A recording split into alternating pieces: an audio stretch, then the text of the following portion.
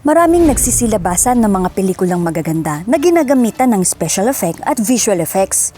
Ang visual effects ay isang proseso na kung saan nakakapaglikha ka ng mga koleksyon ng mga imahe or imagery. At naipapalabas ito sa isang live action shot in filmmaking at video production. Hi guys! Welcome back po sa iChenfo TV. Sa video natin ngayon, ibabahagi ko ang 7 sikat na movies kapag walang special effects at visual effects. Kaya tara, umpisahan na natin.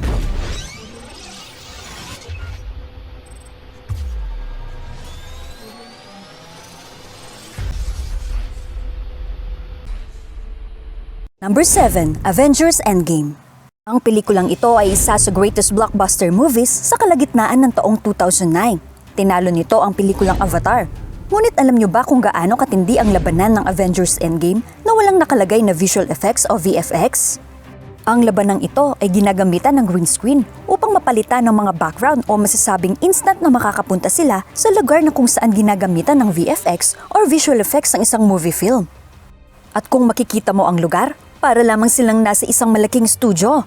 Ang visual effects supervisor na si Dan Delavigne ang nagsasabi ng kanilang mga galaw at makikita mo rin ang behind-the-scene footage ng mga superhero costumes at portals na gamit ang special effects at green screen. Tignan natin ang moving mayroong VFX at walang visual effects.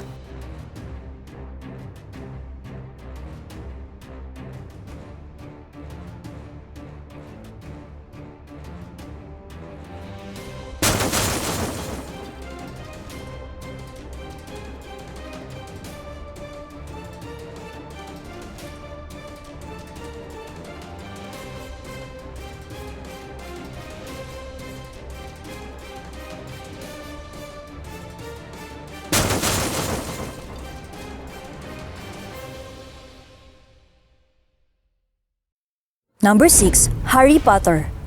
Kung isa kang fan ng Harry Potter, siguro alam mo ang isang laro na kung tawagin ay Quidditch. Ito ay isang mapanganib na laro. Mayroon ding flying scenes ang Harry Potter movies na kung saan makikita mo ang aktwal na pangyayari.